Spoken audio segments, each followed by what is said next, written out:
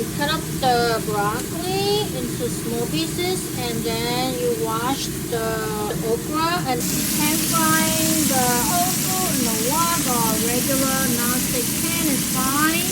You gotta fry both sides to crispy and then take them out. Put them on the plate. After you wash them, you cut the okra in half like this. Teaspoon of salt, pinch of pepper, half teaspoon of sugar, a tablespoon of soy sauce, a teaspoon of the oyster sauce, teaspoon of the sesame oil, sake or sherry, whatever you have, a tablespoon. Mix it up. After the garlic ginger paste, you put the okra and the broccoli in there. How beautiful it looks. Put your tofu in there.